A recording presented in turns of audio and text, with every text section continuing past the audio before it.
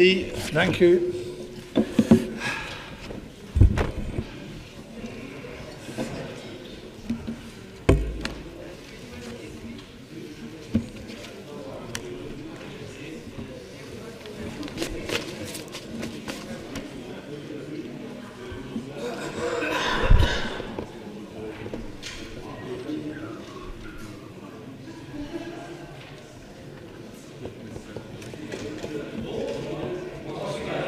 Guy.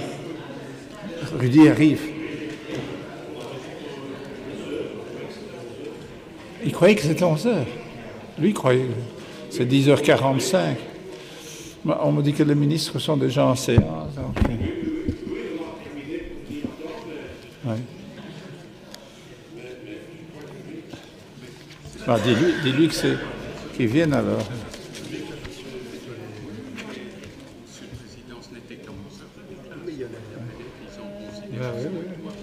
C'est 11h, tu sais, Guy. Mais il est presque 11h. Oui, c'est ce qu'on va faire. Bon, il va arriver ici. Allez, pour ne pas perdre de temps, je déclare la séance ouverte. Ik déclare de vergadering geopend. Alors, quelques communications donc. Le Sénat fait connaître qu'il s'est constitué en sa séance dernière. C'est très bien. La Chambre des représentants fait la même chose. Hetzelfde voor de Kamer van Volksvertegenwoordigers. Verscheidene mededelingen werden door het grondwettelijke hof aan het parlement gedaan. Ça sera évidemment versé au rapport.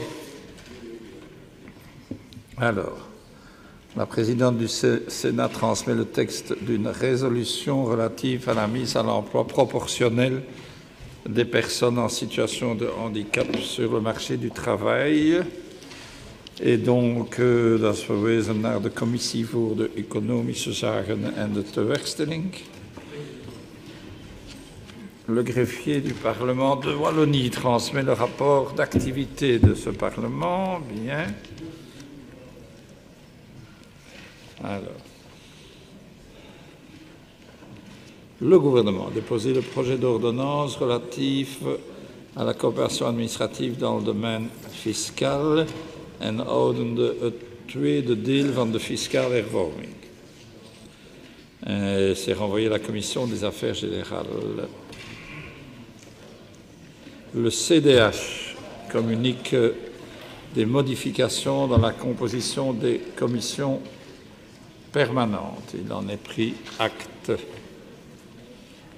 Alors, nous avons à l'ordre du jour la prise en considération de la proposition d'ordonnance de M. De Wolf, M. Kanfawi, Mme Teitelbaum et M. Draps. Et ça vise à encadrer les rémunérations des administrateurs et des dirigeants des intercommunales et des structures qui en dérivent, et c'est envoyé aux Binnenlandse Zaken. Alors, aan de orde is de in overwegingneming van het voorstel van ordonnantie van meneer De Wolf, Kanfawi, mevrouw Teitelbaum en meneer Draps. En dat betreft de regeling van de bezoldigingen van de leden van de OIP, donc des organes de gestion des organismes publics. Ça va aller aux affaires générales. Nous avons la prise en considération de la proposition de résolution de M. De Wolf. Ça concerne les règles de fonctionnement des cabinets ministériels. Dus dat betreft de werkingsregels voor de ministeriële kabinetten.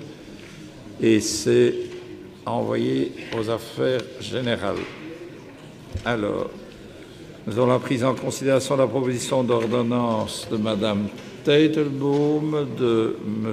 Draps, et ça règle en fait, ou ça est en train de régler, la fourniture d'eau alimentaire distribuée par réseau En donc, dat is de regeling van de drinkwatervoorziening via het waterleidingnet.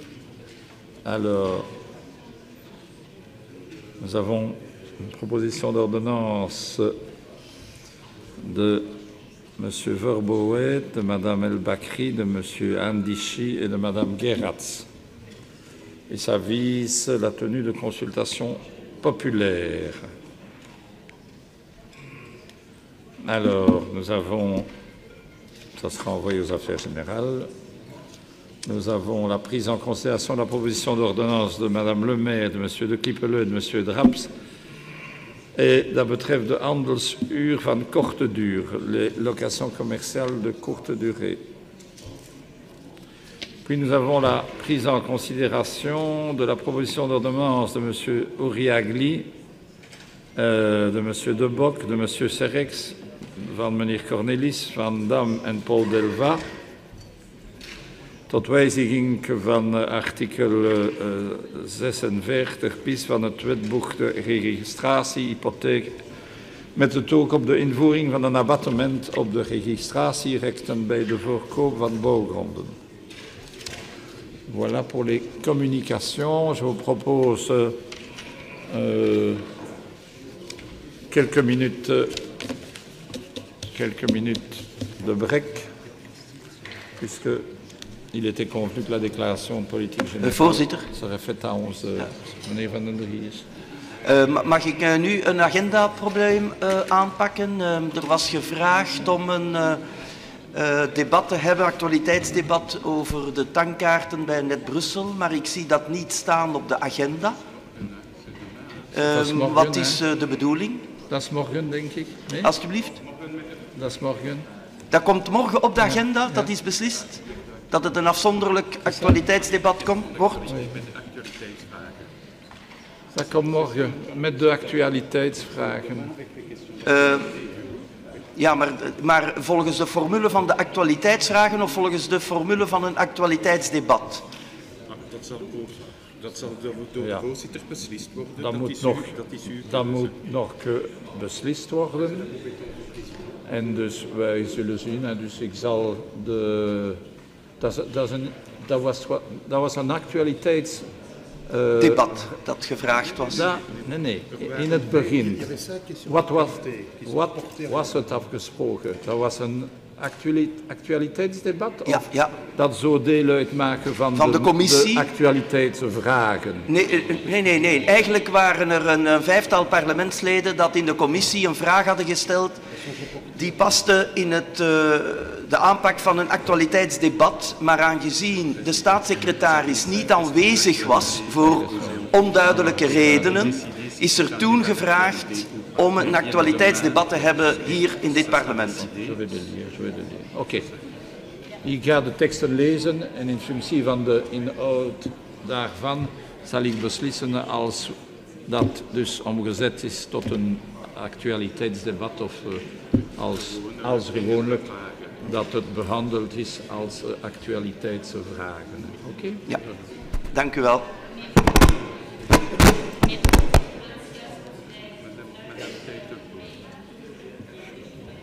J'entends rien. Allez.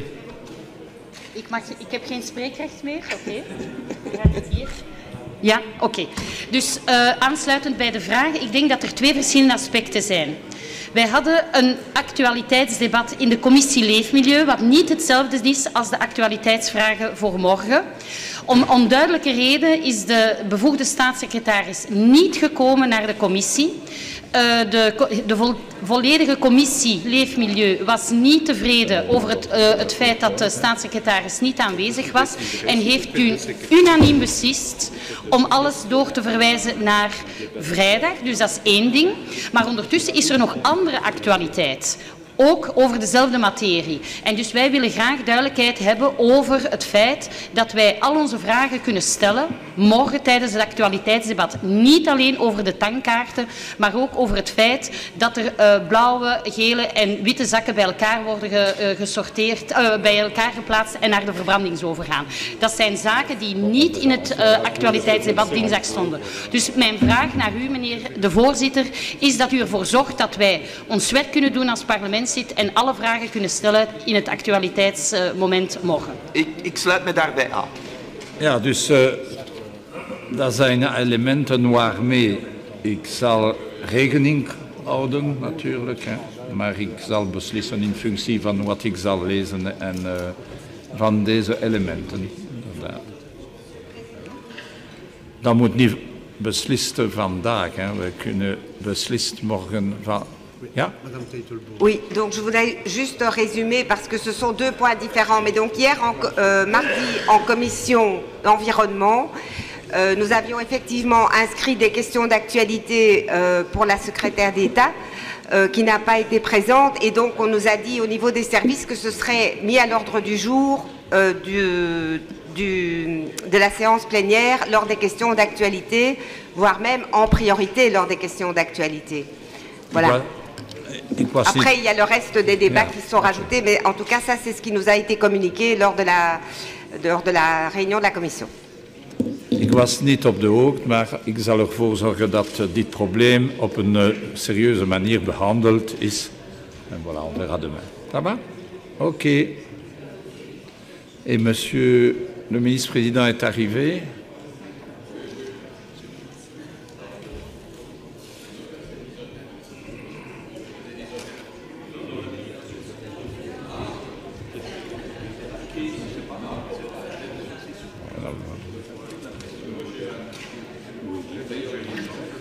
Non, non, mais tu es à l'heure.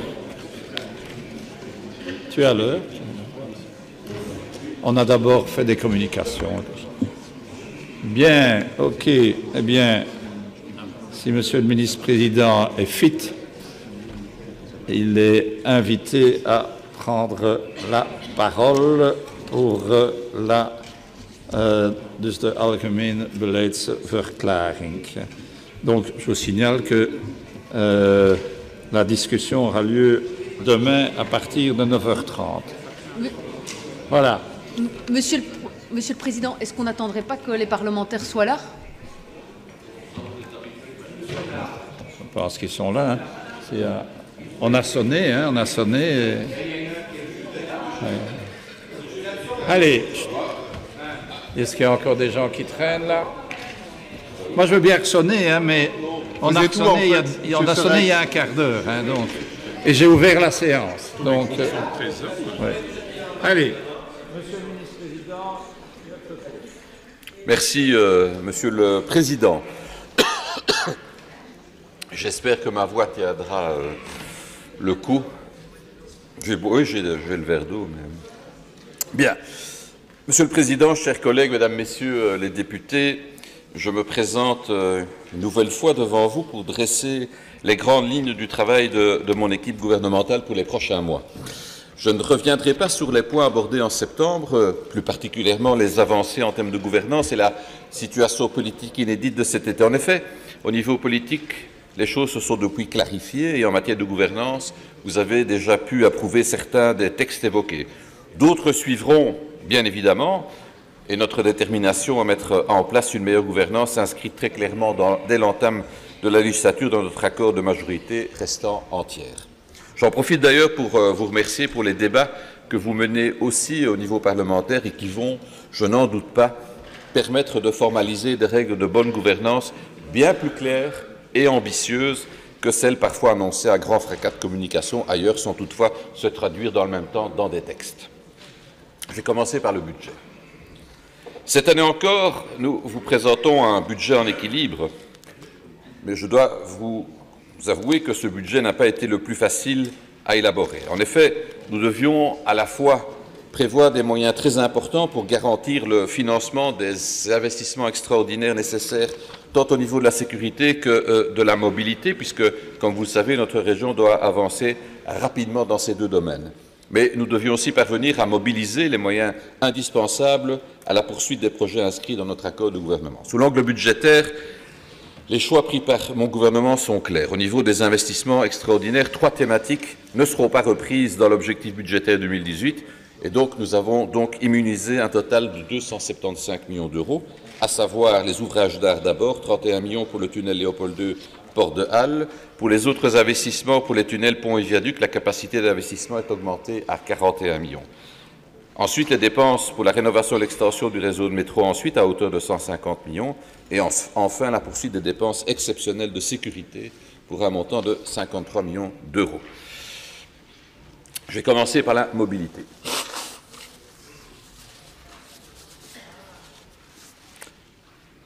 En ce qui concerne les tunnels, et afin d'assurer l'accessibilité de notre capitale et la sécurité des usagers, nous allons aussi entamer la rénovation des 4 tunnels REERS reliant le 40 à Mézères et Montgomery. Enfin, nous finaliserons l'attribution du marché des travaux pour la grande rénovation du tunnel Léopold II. Pour ce qui est des autres dépenses, elles sont reprises dans les plans pluriannuels d'investissement en matière de mobilité, dont bien évidemment notre plan d'investissement en transport public. L'angle de nos politiques de mobilité reste constant, faire évoluer les pratiques pour passer progressivement d'une ville pour les voitures à une ville pour les habitants. Nous poursuivrons en ce sens nos investissements planifiés pour la STIP, prolongation des trams 9 et 94. Le nouveau dépôt de métro Erasme est lui aussi en cours de construction et permettra d'augmenter les fréquences de métro. 250 bus hybrides ont été commandés et un nouveau plan bus sera adopté d'ici peu. Les investissements dans des alternatives à la voiture individuelle sont également poursuivis via la création ou l'aménagement de parkings de transit, dont le parking Seria, qui deviendra une réalité en 2018, mais aussi par le soutien de l'autopartage et le développement des pistes cyclables. Sur ce dernier point, je tiens à souligner l'avancée des projets cyclables le long de la petite ceinture. Ce que nous opérons sur cet axe majeur n'est rien moins qu'une nouvelle répartition de l'espace public, trop longtemps réservé à l'usage exclusif de la voiture. Notre approche est claire, amélioration de la qualité des espaces publics et mobilité apaisée vont de pair. Le même esprit nous anime en ce qui concerne le réaménagement de la chaussée d'Ixelles, par exemple. Par ailleurs, dans le cadre de la 6e réforme de l'État, nous allons pouvoir ajuster la formation à la conduite en tenant compte de la réalité urbaine. Ainsi, par exemple, Bruxelles prévoira un cours obligatoire de premier secours à la formation à la conduite, ce qui est une première en Belgique. Enfin, mon gouvernement poursuivra ses efforts pour améliorer la sécurité routière avec l'objectif de réduire de moitié le nombre de morts causés par des accidents de la route à Bruxelles d'ici 2020. Dans ce cadre, nous soutenons les zones de police dans l'acquisition du matériel nécessaire pour contrôler la vitesse, par exemple aux abords des écoles, et via le projet innovant Ping If You Care, on implique les cyclistes pour avoir une meilleure vue des endroits dans notre région où les cyclistes se sentent en insécurité. Un dernier mot pour la mobilité. Ici, je vous ai expliqué ce qui relève de nos compétences, mais cela n'est pas suffisant pour résoudre la congestion routière. Étant donné le phénomène de la navette, les régions et le fédéral doivent être des partenaires constructifs, notamment en développant des parkings de transit en zone métropolitaine, en augmentant l'offre de bus, l'offre ferroviaire vers Bruxelles et en accélérant enfin la finalisation du réseau RER. Veiligheid. Een volgend thema dat ik wil aansnijden is veiligheid. We gaan de geplande buitengewone veiligheidsinvesteringen verder uitvoeren. Daarnaast gaan we over tot de nodige aanwervingen om de personeelsformatie van Brussel Preventie en Veiligheid te vervolledigen. Het gewest legt zich dus volop toe op zijn bevoegdheden voor preventie en veiligheidscoördinatie, die het verworven heeft via de 6e staatshervorming. Het rust zichzelf uit met alle voorzieningen en infrastructuur die het nodig heeft om te voldoen aan zijn hoofdstedelijke behoeften. In amper 3 jaar tijd en in de zeer moeilijke context die iedereen kent, hebben we een nieuwe gewestelijke administratie in het leven geroepen die vandaag volop werkzaam is. We hebben ook een globaal preventieplan goedgekeurd waarbij voor het eerst alle lokale, gewestelijke en federale instanties betrokken zijn. We hebben financiële middelen vrijgemaakt om van start te gaan met de uitbouw van een geïntegreerde crisis- en communicatiecentrum met de federale politie, de dienst voor brandstrijding, een dringende medische hulp en de veiligheidsantenne van de mobiliteitsdiensten en alle disciplines van de hulpverlening. En we hebben een centrum voor beeldverwerking uitgebouwd ter ondersteuning van het Brussels cameranetwerk dat eindelijk gecoördineerd wordt. Ook de dienst voor brandbestrijding en dringende medische hulp, die een duidelijker statuut en beheerstructuur en een vereenvoudigde bevelslijn heeft gekregen, zal volop betrokken worden bij de ontwikkeling van de Brusselse veiligheidsinstrumenten. Op het vlak van civiele veiligheid zullen we streven naar complementariteit met de middelen voor de civiele bescherming. In 2018 gaan we van start met de herinplanting van de Delta-kazerne en zullen de Brusselse kazernes verder gerenoveerd worden. Er komt een prospectie en de stafkazerne Elie-Haven zal na een nauwkeurige behoefteanalyse erop gebouwd of gerenoveerd worden. Zodra we de adviesprocedure bij de toekenning van de stedenbouwkundige en milieuvergunningen gestroomlijnd hebben en de personeelsbezetting van onder meer de oproepcentrale versterkt is, gaan we op basis van de risicoanalyse de implementatie van de planningsinstrumenten voor de DBDMH voltooien. Zoals ik daarnet al zei, moesten we naast de middelen voor de buitengewone investeringen in veiligheid en mobiliteit ook middelen vrijmaken voor de verdere uitvoering van de projecten die opgenomen zijn in de regeerakkoord. Te meer omdat hervormingen, ook al zijn ze nog niet beëindigd, vandaag al de eerste concrete resultaten opleveren. Ik zou ook graag van deze gelegenheid gebruik willen maken om een paar onwaarheden te ontkrachten. Ik ga er geen doekjes om vinden. De Brusselse bashing die we soms moeten ondergaan is eigenlijk gebaseerd op fake news. Dat is stuiten en geheel in tegenspraak met de onweerlegbare resultaten die we behalen. En ik zal u er een aantal zeer duidelijke voorbeelden geven. Première fausse idée qui circule, c'est que les Bruxellois sont les plus taxés du pays. Faux. Notre réforme fiscale prévoit certes une augmentation du précompte immobilier depuis 2016, mais surtout, cette hausse d'en moyenne 12,5% va de pair avec une série de mesures qui visent justement à réduire la pression fiscale sur tous les Bruxellois. Ainsi, les ménages bruxellois, les indépendants ainsi que les entreprises ne doivent désormais plus s'acquitter de la taxe régionale de 89 €. À cela s'ajoute une prime de 120 € versée aux propriétaires occupants et à partir de 2018, lorsque les services régionaux percevront eux-mêmes le précompte immobilier, ce montant de 120 € sera déduit directement de l'avertissement extrait de rôle relatif au précompte immobilier. Ensuite, l'additionnel de l'agglomération de 1% à l'impôt des personnes physiques a été supprimé à partir des revenus 2016, année d'imposition 2017. À partir des revenus 2017, année d'imposition 2018, cette remise s'élèvera à 1,5%, en diminuant cette fois les additionnels régionaux. Afin de connaître l'impact individuel de cette mesure, j'invite donc les Bruxellois à comparer leur avertissement extrait de rôle en matière d'IPP de l'exercice 2016 avec celui de l'exercice 2017. Ce sera, je pense, plus que parlant. Abstraction faite des multipropriétaires, la réforme fiscale profite donc clairement à la grande majorité des Bruxellois et augmente leur pouvoir d'achat. Deuxième fake news, le chômage. Depuis que ce gouvernement est en place, le nombre de chômeurs a baissé de plus de 15% en région bruxelloise. Quant au chômage des jeunes, les chiffres sont plus spectaculaires encore. La baisse continue depuis 52 mois et depuis 2014, cette baisse est de plus de 25%. Ainsi, en 2014, le taux de chômage des jeunes était de 32%. En septembre 2017, il chute à 26,2%. Même phénomène par rapport au taux de chômage global. Il était de 20% en 2014. En septembre dernier, il était de 16,8%. En parallèle, nous constatons une augmentation nette du taux d'emploi. En 2017, nous sommes à 56% au lieu de 52,5% en 2013. Mieux encore, on constate que la proportion d'emplois bruxellois occupés par des Bruxellois ne cesse d'augmenter. De 46,7% en 2006, nous sommes maintenant à 51,5%.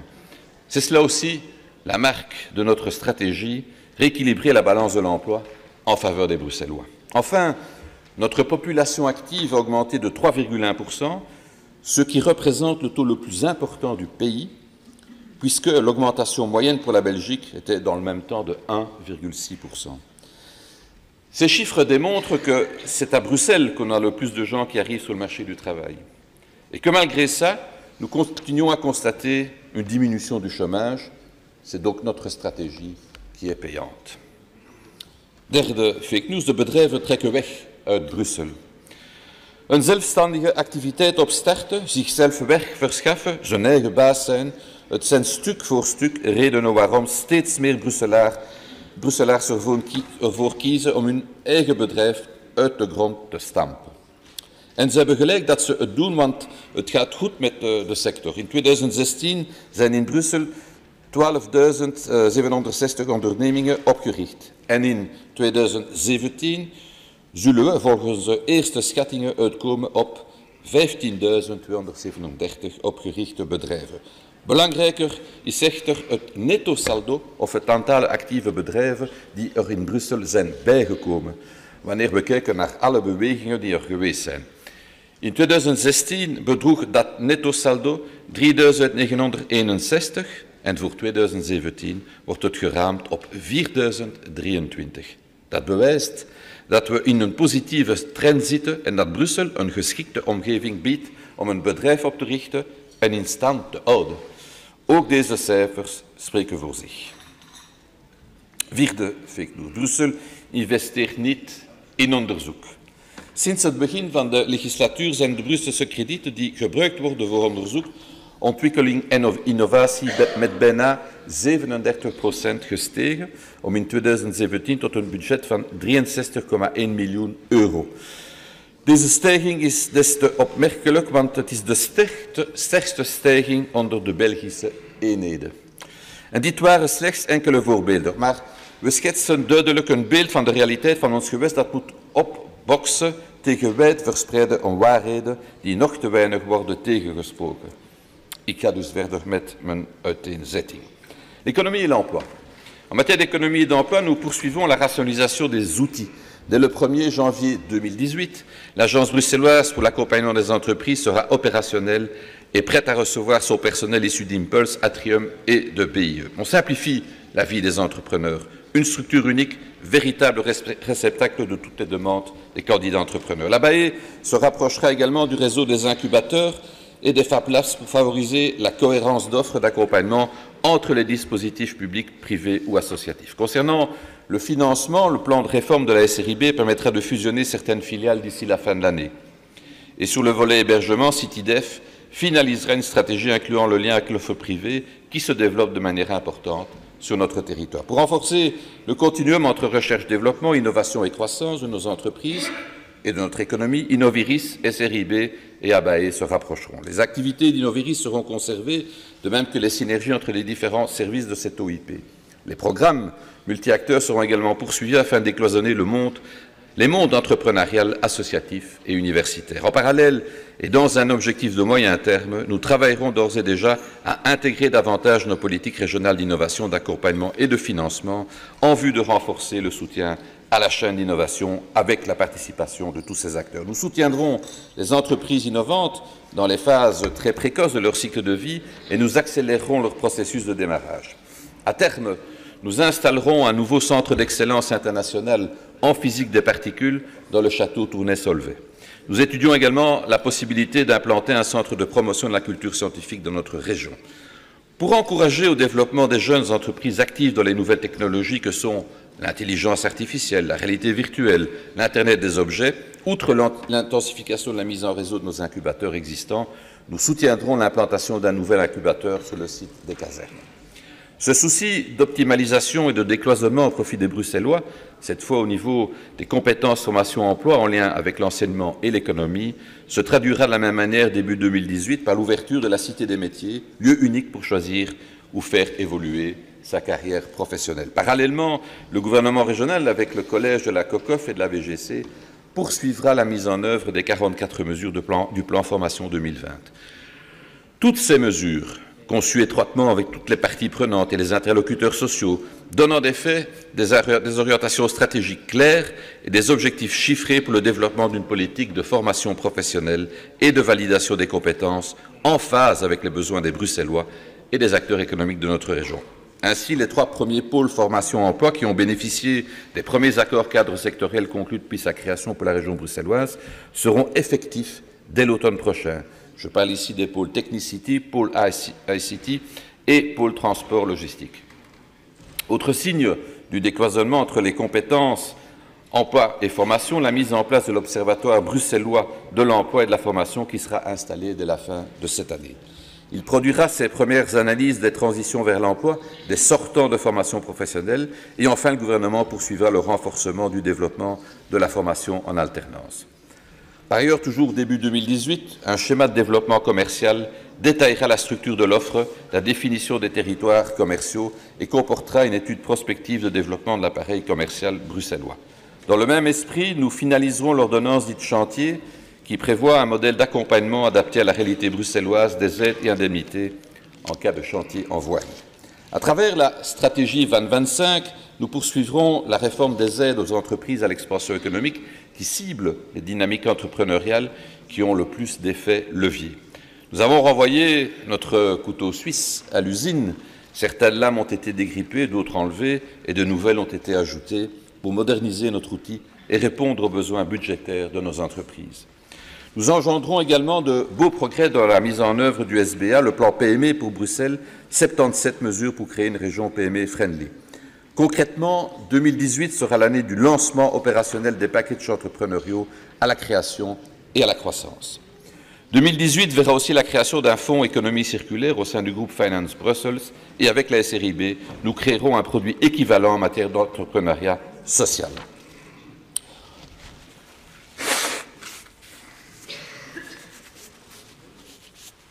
Ook op het gebied van buitenlandse handel heeft het Brussels beleid haar vruchten afgeworpen. De cijfers van de Nationale Bank van het eerste semester 2017 tonen aan dat de Brusselse export de hoogte in is geschoten ten opzichte van de voorbije 3 jaar. Zo was de export in het BEG in de loop van dit eerste semester goed voor 3,500 miljard euro. Bij wijze van vergelijking bedroeg de export in 2016 over dezelfde periode 3,15 miljard euro. Dit is een stijging van 18,6%. Er zijn meerdere maatregelen voorzien om deze stijging nog verder te ondersteunen. De financiële steunmaatregelen voor de export werden herzien om beter te worden afgestemd op de behoeften van de KMO's en meer bepaald starters.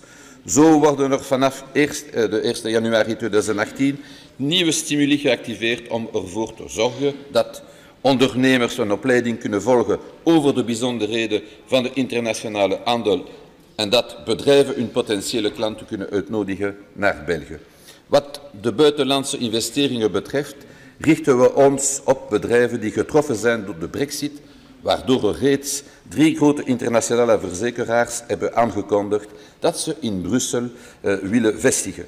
We zijn van plan om deze tendens nog te versterken door seminaries te organiseren in Londen en een doelgerichte promotiecampagne op te zetten.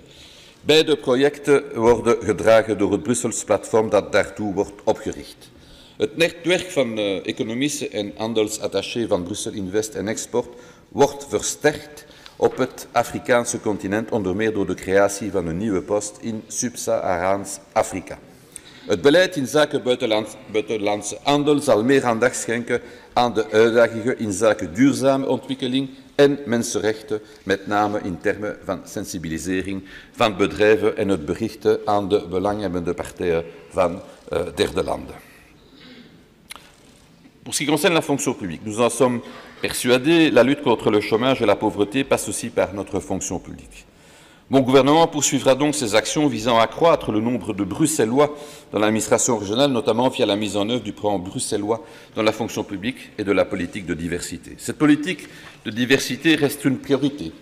que ce soit dans la fonction publique ou dans les entreprises. La semaine dernière, vous avez d'ailleurs approuvé un projet d'ordonnance permettant l'utilisation des tests de situation et d'appels mystères pour lutter contre la discrimination.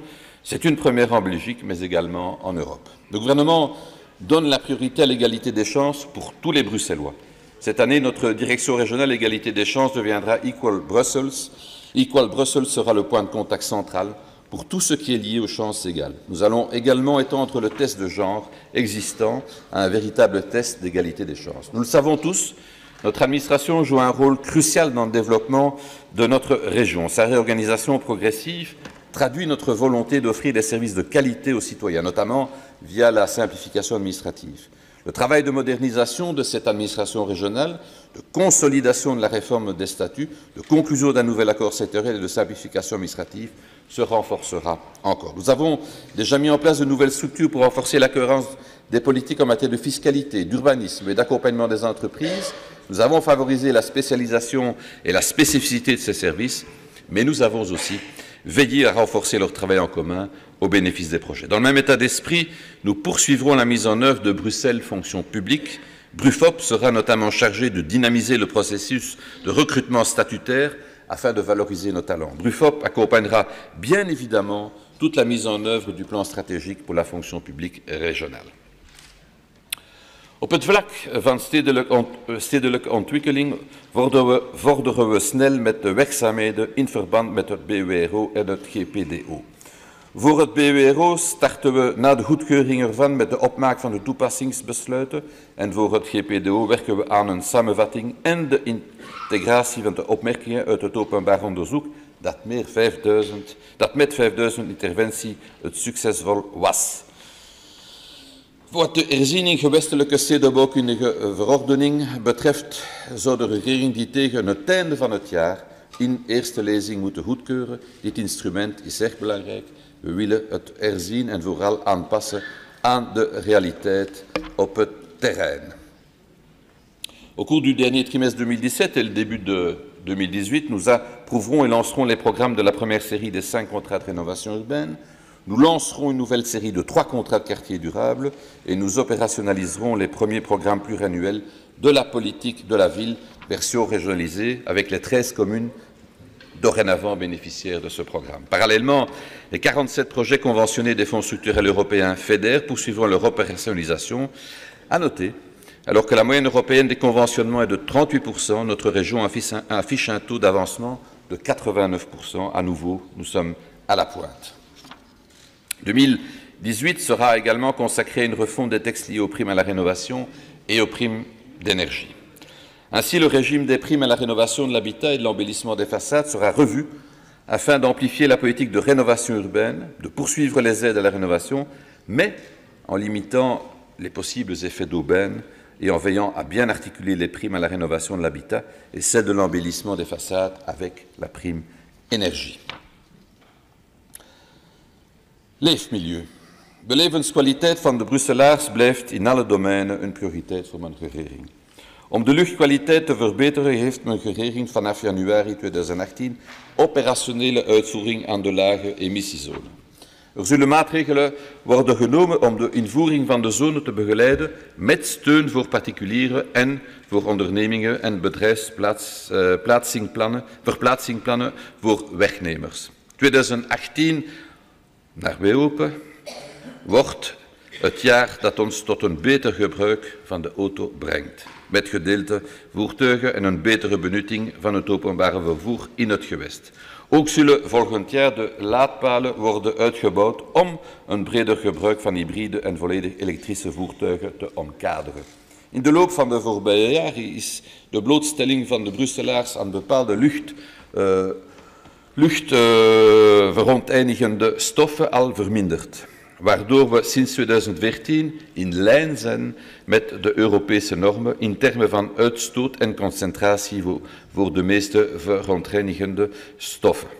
Ook met als doel de kwaliteit te verbeteren gaat de regering de noodvoorziening Piekpol hervormen die waarschuwt bij luchtvervuilingspieken en deze helpt te bestrijden. Met het oog op de verbetering van de algemene levenskwaliteit van de Brusselaars heeft de regering een einde gesteld aan de tolerantie voor de geluidsnormen die op 27 mei 1999 bij besluit zijn vastgesteld. De maatregel wordt aangevochten door de luchtvaartmaatschappij en door BAC, maar zo is bevestigd door de hoogste administratieve rechtscollege van het land. De même, les 3 actions en cessation lancées en 2016 par le gouvernement et soutenues par les 19 communes ainsi que par une série d'associations citoyennes ont abouti à un jugement favorable le 11 juillet dernier. Le fédéral doit à présent prendre et proposer les mesures visant à remédier aux infractions aux normes de bruit, notamment entre 6 et 7 heures du matin, et doit procéder à une évaluation des incidences de l'activité de l'aéroport. Ces mesures devront être présentées fin 2017 et analysées avec toute la rigueur requise durant l'année 2018. Mon gouvernement maintiendra bien évidemment la plus grande vigilance dans ce dossier important. La région poursuivra sa politique dynamique pour favoriser l'économie circulaire. Vu le succès du premier appel à projet lancé en 2017, un deuxième sera lancé en 2018. Un autre véritable défi pour Bruxelles est d'améliorer la gestion des déchets. 2017 était l'année de l'interdiction des sacs plastiques. 2018 ambitionne être une année thématique zéro déchet, pour inciter tous les Bruxellois à rencontrer cet objectif et développer davantage encore sur notre territoire l'économie de la prévention, de la réutilisation, du recyclage, etc. 2017 était également l'année thématique Nature en ville. De nombreuses initiatives ont permis de valoriser notre patrimoine vert et naturel qui couvre 15% du territoire régional. En 2018, 16 hectares de parcs régionaux seront créés ou réaménagés. Quelques exemples, Port de Ninove, Parc Potager d'Olé, Parc de la Seine. Le logement. L'accès au logement reste évidemment une préoccupation majeure pour tous les membres de mon gouvernement. Aujourd'hui, l'ambition et la détermination inscrites dans l'accord de gouvernement pour l'Alliance Habitat portent ses fruits. 2016 et 2017 ont été 2 années records en termes d'acquisition de logements, 1161 logements identifiés depuis le lancement de l'arrêté acquisition. Nous poursuivrons avec la même volonté le programme ambitieux de production de logements publics sociaux modérés et moyens en 2018. En outre, grâce au premier appel à projet, 130 logements intergénérationnels ont été créés. On espère doubler ce chiffre suite à un second appel dont les résultats arriveront sous la table du gouvernement dans les prochaines semaines. Grâce au dynamisme de 23 agences immobilières sociales, ce sont près de 4500 logements qui sont mis en location au bénéfice des locataires sociaux. Outil complémentaire de la politique de logement social, la mise en place de la location loyer généralisée sera pleinement effective en 2018. Elle est le résultat des enseignements d'un projet pilote qui a permis au gouvernement de fixer les conditions nécessaires pour qu'elle soit pleinement effective. De strijd tegen leegstaande en ongezonde woningen wordt opgevoerd en dan vooral via de contractualisering met de gemeente, een toename van het aantal gemeentelijke observatoria, vandaag zijn er 11, en de telling van leegstaande verdiepingen boven aandelzaken. De resultaten van de projectoproep herinrichting van leegstaande woongelegenheid boven aandelzaken komen weldra ter sprake op het ministerraad. Er zijn te veel sociale woningen die wachten op renovatie. Om dit probleem te verhelpen heeft de regering de ambitie om in 2018 een nieuwe 4-jarig renovatieprogramma te starten van €300 miljoen. Voor wat de huurmarkt betreft is de uitvoering van de ordonnantie-regionalisering van de huurovereenkomst een prioritaire werf.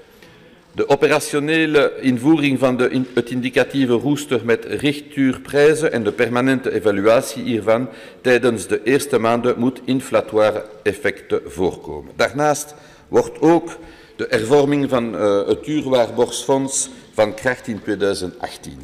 Dankzij dit fonds geraakt een breder publiek, zoals ook jonge gezinnen, voorbij deze hindernis bij het zoeken naar een plaats om te wonen. Parallel hiermee zorgde de hervorming van de hypotheekleningen voor een breder publiek van het gewest, voor een toename van 12% in het aantal leningen toegekend door het woningsfonds.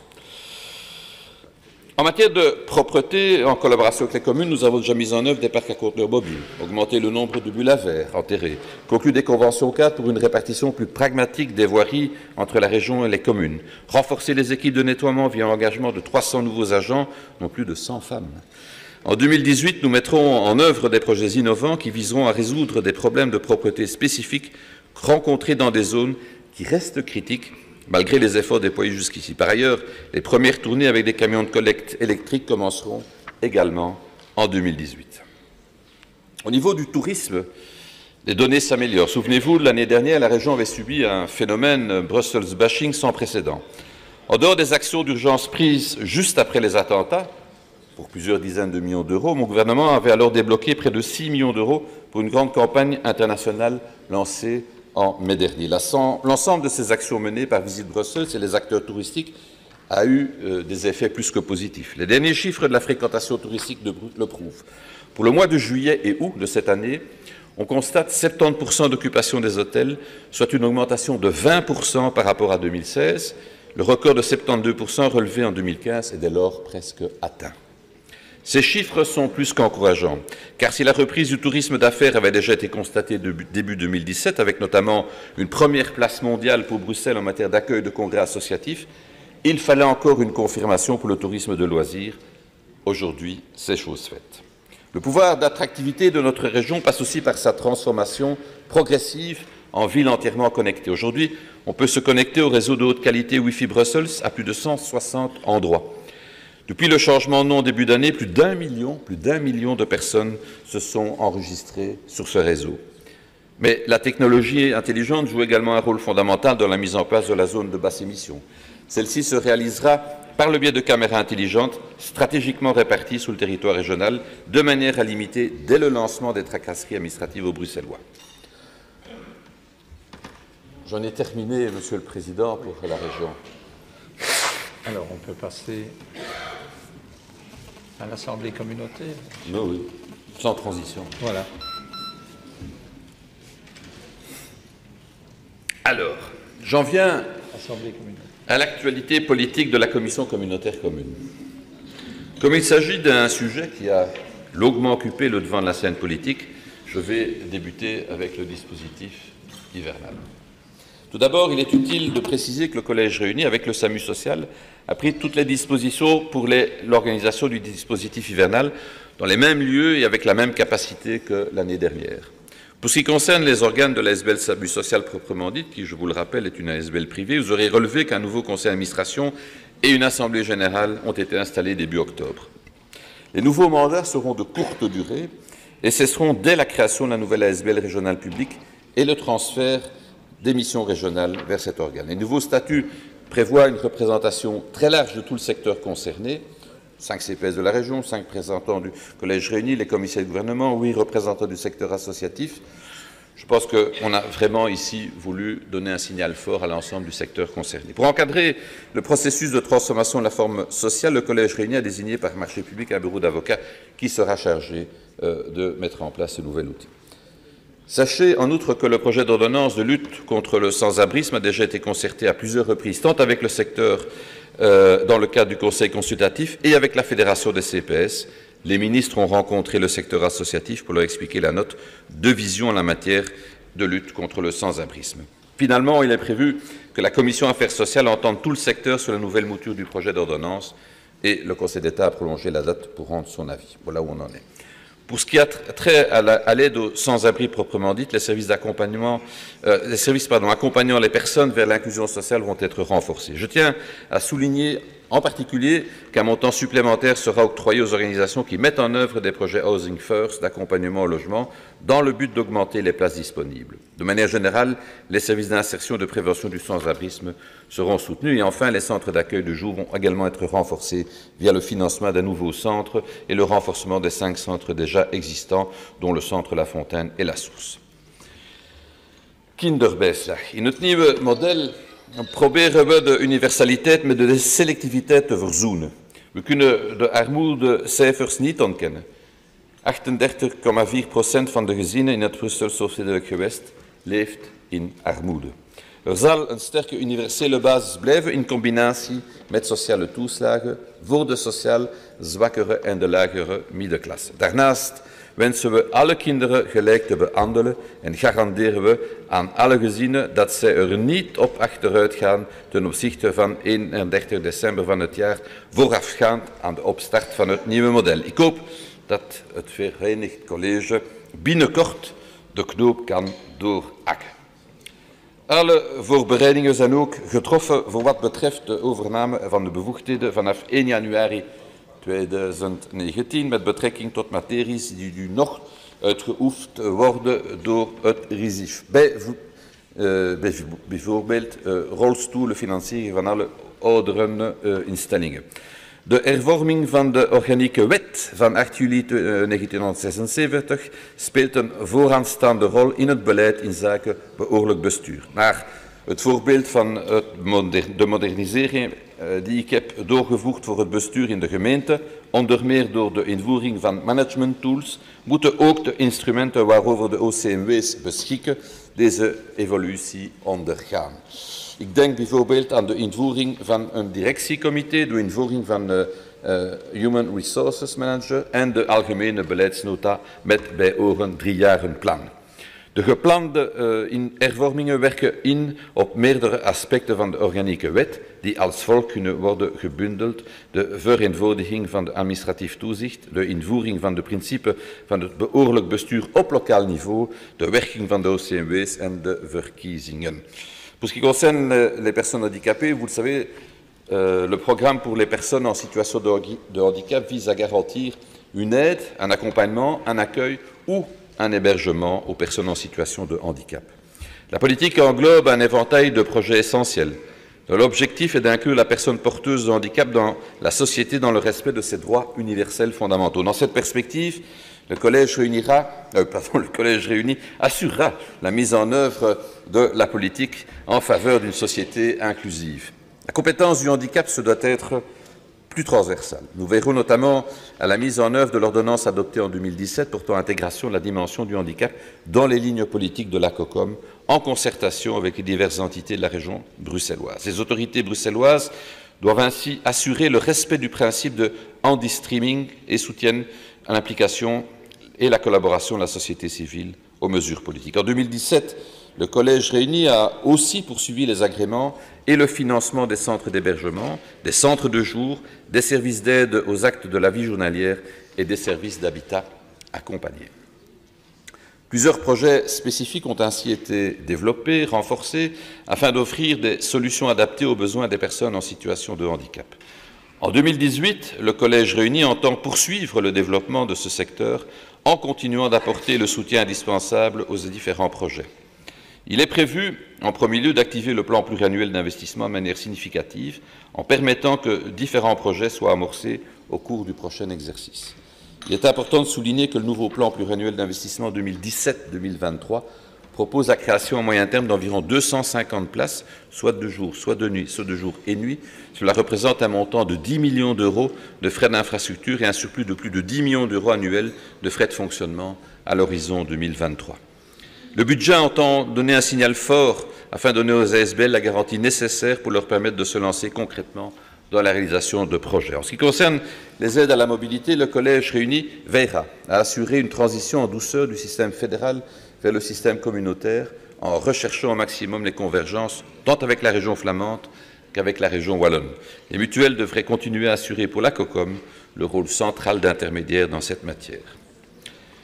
De GGC zet haar initiatief rond de levenskwaliteit voor ouderen voort. Zo willen we bijvoorbeeld meer dagcentra voor ouderen in het Brussels gewest. Het is een fundamentele prioriteit voor de bestrijding van eenzaamheid bij senioren. Daarom erkennen we dus in 2018 een nieuwe structuur. Vanuit diezelfde benadering voorzien we om de financiering voor de thuishulpdiensten bedoeld om de meest afhankelijke personen te begeleiden op de woonplek van hun keuze te kunnen verhogen. In 2018 zullen we dus meer uren aan gezinshulp financieren. Ook besteden we volgend jaar een bijzondere aandacht aan mantelzorgers die we zullen helpen bij de oprichting van een informatica-platform met informatie die nuttig is voor de begeleiding van hun naasten. We zullen verder ook aandacht hebben voor de ontwikkeling van sociale kruidenierszaken in het Brussels gewest. Zoals u weet bieden sociale kruidenierszaken een vorm van voedselhulp die sinds een 15-tal jaar echt een hoge vlucht neemt. Deze bloei is te verklaren door de constante toename van vraag naar voedselhulp, maar ook door de wens om innovatieve antwoorden op deze vraag te bieden die de rechten en de waardigheid van de begunstigde respecteren. In 2018 kregen deze structuur aanzienlijk meer steun. Nous souhaitons également renforcer notre attention sur le développement de centres de planning en région bruxelloise. La COCOM devrait être en mesure d'agréer une nouvelle structure en 2018 afin de permettre de suivre des publics en grande difficulté psychologique. Autre dossier important, 2018 devrait être l'année de la mise en place effective du parcours d'intégration obligatoire pour les primo-arrivants. Pour rappel, l'ordonnance a été votée et l'arrêté d'exécution sera bientôt finalisé. Les discussions dans le cadre d'un accord de coopération avec la Vlaamse Gemeenschap et la COCOF avancent favorablement et on espère aboutir à un accord rapidement sur un texte commun.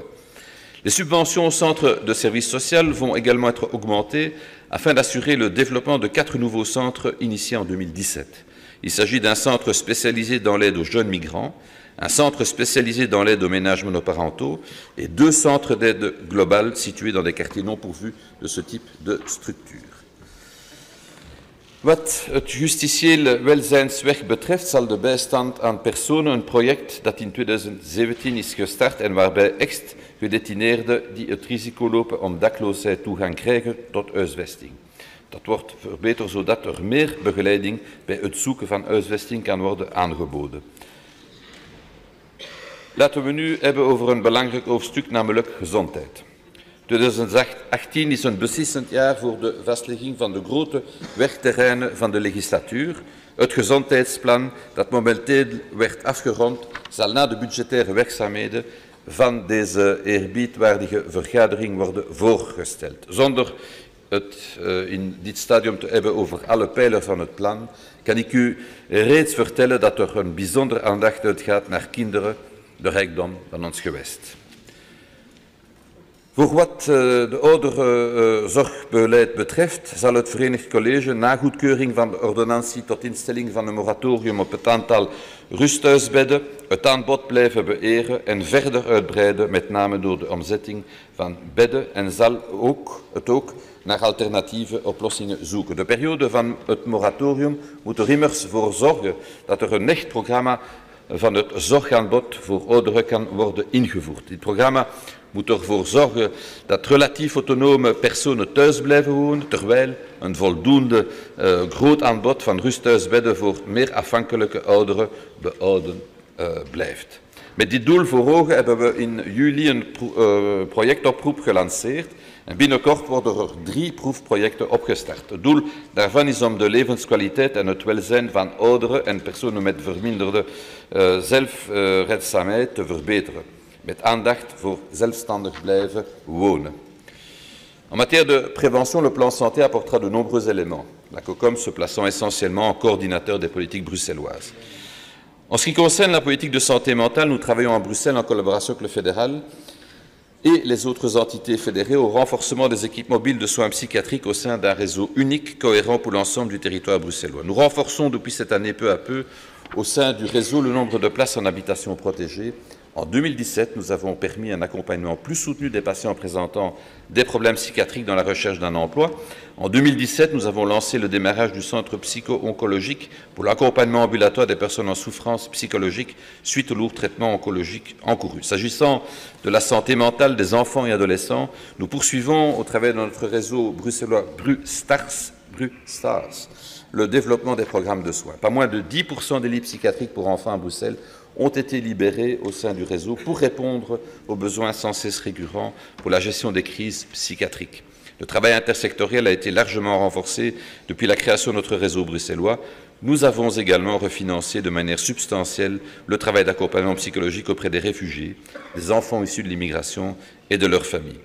Pour 2018, nous travaillons à l'élaboration d'un programme intersectoriel de détection précoce des troubles mentaux des jeunes enfants et adolescents. Et en matière de transport non urgent de patients, nous déposerons un projet d'ordonnance qui créera les bases d'un dispositif juridique bruxellois pour cette matière. Wat e-gezondheid betreft, hebben we in 2017 onze vruchtbare samenwerking met het Brussels Gezondheidsnetwerk voortgezet. Het netwerk krijgt een structurele juridische erkenning. De toestemming van patiënten voor de uitwisseling van gegevens wordt steeds vaker geregistreerd. Hetzelfde geldt voor het aantal artsen die op het netwerk zijn ingeschreven. De nieuwe eerste lijn kluis BruSafe Plus, die bedoeld is voor multidisciplinaire uitwisseling van gezondheidsgegevens, werd ontwikkeld en de werking ervan wordt verschillende proefprojecten getest. Brussel beschikt nu over een strategisch e-gezondheidsplan 2017-2019 dat tijdens de Brusselse Week van de e-gezondheid 2017 werd voorgesteld. Wat de eerstlijnzorg en de daarbij horende beroepen betreft, willen we tenslotte ons promotiebeleid rond de vestiging van huisartsen verfijnen door het voornamelijk toe te spitsen op de wijken die werkelijk kampen met een tekort aan huisartsen. Volgens de conclusie van de studie die aan het Observatorium voor Gezondheid en Welzijn werd toevertrouwd, zijn de maatregelen die moeten worden genomen bedoeld als stimuli voor de vestiging in wijken die als prioritair worden beschouwd. Ik rond af met een hoofdproject van de legislatuur, de hervorming van de organisatie van de eerste lijn zorg. Bij de 6e staatshervorming kreeg de GGC het beheer van huisartsenkring en van meerdere instrumenten in verband met de organisatie en de steunmaatregelen voor de eerste lijnszorg toegewezen. Aan de hand van die tools, die al zeer performant zijn, moet een maximale samenhang en efficiëntie voor de sector en de patiënten worden gecreëerd. Un coordinateur chef de projet première ligne a été engagé au sein de l'administration COCOM qui sera chargé de mener les consultations du secteur pour l'élaboration d'un nouveau modèle, ceci dans l'objectif de faire progresser l'organisation de la première ligne de soins vers une plus grande efficacité et une meilleure adéquation aux besoins des Bruxellois. La construction avec le secteur de ce nouveau modèle et le travail réglementaire y afférent y seront réalisés en 2018. Afin d'appuyer au mieux les politiques menées par le Collège réuni, nous devons disposer d'une administration efficace et modernisée. Notre administration déménagera dans le courant du deuxième trimestre 2018 afin de rejoindre les bâtiments rue de Trèves dans laquelle nous souhaitons installer à terme tous les services bicommunautaires, à savoir les services du Collège ainsi que ceux d'Irisquer. Plusieurs vagues de recrutement ont déjà eu lieu et continueront en 2018 pour compléter le personnel nécessaire à la reprise des matières transférées dans le cadre de la 6e réforme de l'État. La concrétisation de l'OIP Irisquer se poursuivra en 2018. Des agents travaillent déjà dans un cadre d'accueil et veillent à la réalisation des futures missions de l'organisme. Wat betreft de opvang van migranten die zich sinds juni op ons grondgebied bevinden, hebben we de federale overheid herhaaldelijk herinnerd aan haar verantwoordelijkheden. We hebben altijd gewezen op de rechten van die mensen. Het recht op onderdak, verzorging, waardig onthaal en het recht op juiste informatie over hun toekomstmogelijkheden. Daarom zal ik in het overlegcomité van november opnieuw de discussie openen en blijf ik strijden voor een constructief migratiebeleid met respect voor de mensenrechten. Enfin, il me paraît important de clore cette déclaration sur une note finale en cohérence avec les thématiques des matières abordées ci-avant, car les matières sociales et santé doivent beaucoup au secteur non marchand, qui joue, vous le savez tous, un rôle important à côté des acteurs publics de référence.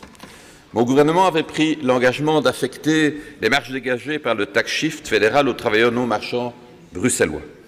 Je vous épargnerai le détail des modalités de calcul de Cerny ou la faisabilité d'un tel calcul dans certains cas. Je retiendrai par contre que nous sommes fiers de pouvoir annoncer un budget de 5 millions d'euros en commission communautaire commune qui sera consacré à l'élaboration d'un accord non marchand. Ce montant est à mettre en parallèle avec les moyens que ma collègue Fadila Lahanan a pu dégager au sein de son collège à la COCOF pour assurer la transversalité de cet accord. Aujourd'hui, nous pouvons annoncer au secteur du non-marchand un budget global de 11 millions d'euros pour l'ensemble des entités bruxelloises. Cet effort conséquent, rendu possible avec le soutien de la région, sera investi dans la qualité de l'emploi ou la création d'emplois. Voilà, Monsieur le Président, mes chers collègues,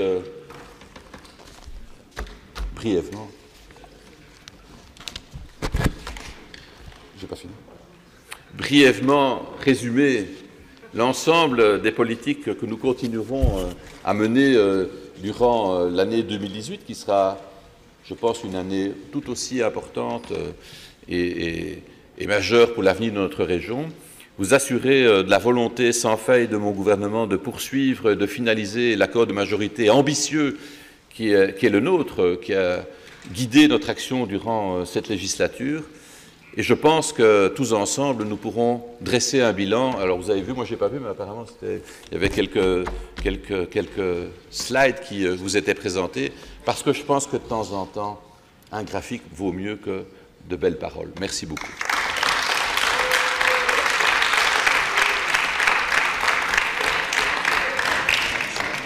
Voilà. Le texte est transmis au groupe. Le texte est transmis au groupe et il est disponible à l'entrée. Voilà, le texte est transmis au groupe. De tekst is tot uw beschikking hier. En we beginnen ons werkzaamheden tantôt, donc à 14h30, et débat à 9h30 demain sur la déclaration de politique générale. Voilà, merci.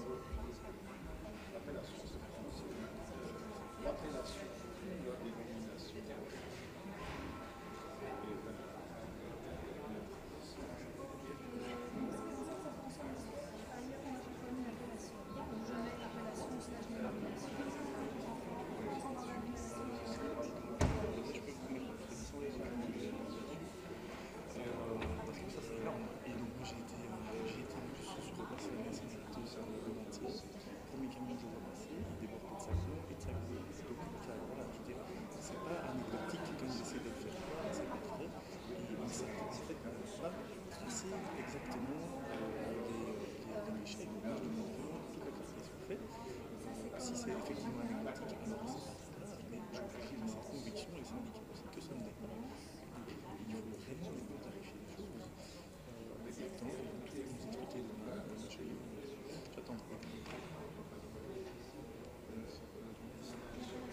Ah non, c'est le qui répond ici en question. Oui, c'est 14h30.